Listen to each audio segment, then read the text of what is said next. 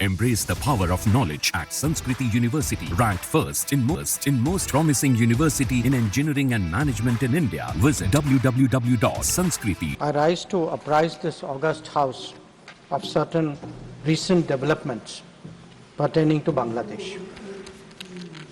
As honorable members are aware, India-Bangladesh relations have been exceptionally close for many decades over many governments. Concern about recent violence and instability there is shared across the political spectrum.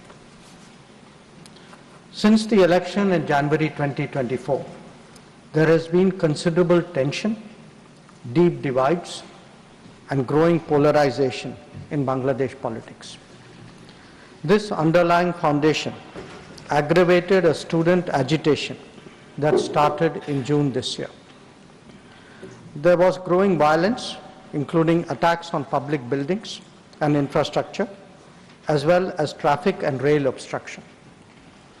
The violence continued through the month of July.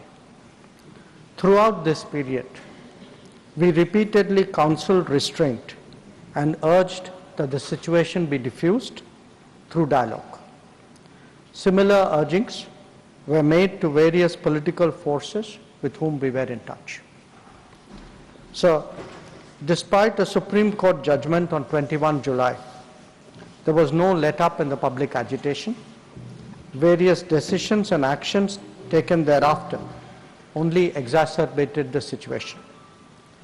The agitation at this stage coalesced around a one-point agenda, that is that the Prime Minister, Sheikh Hasina, should step down.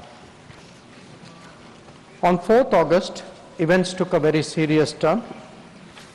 Attacks on the police, including police stations and government installations, intensified even as overall levels of violence greatly escalated. Properties of individuals associated with the regime were torched across the country. What was particularly worrying was that minorities, their businesses and temples also came under attack at multiple locations. The full extent of this is still not clear. So, on 5th August, demonstrators converged in Dhaka despite the curfew. Our understanding is that after a meeting with leaders of the security establishment, Prime Minister Sheikh Hasina apparently made the decision to resign. At very short notice, she requested approval to come for the moment to India. We simultaneously received a request for flight clearance from Bangladesh authorities. She arrived yesterday evening in Delhi. The situation in Bangladesh, sir, is still evolving. The Army Chief, General Waqar-uz-Zaman, addressed the nation on 5th August. He spoke about assuming responsibility and constituting an interim government.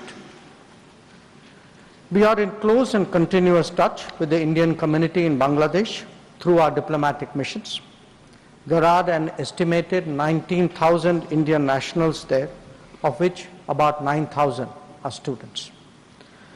The bulk of the students, however, have already returned to India in the month of July on the advice of the High Commission. In terms of our diplomatic presence, in addition to the High Commission in Dhaka, we have assistant High Commissions in Chittagong, Rajshahi, Khulna and Sylhet.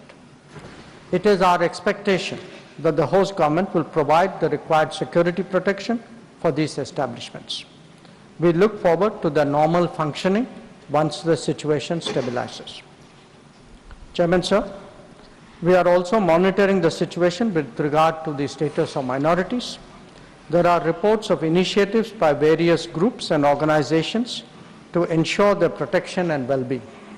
We welcome that, but will naturally remain deeply concerned till law and order is visibly restored.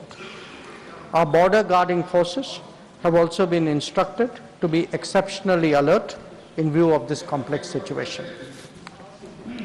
In the last 24 hours, we have also been in regular touch with the authorities in Dhaka.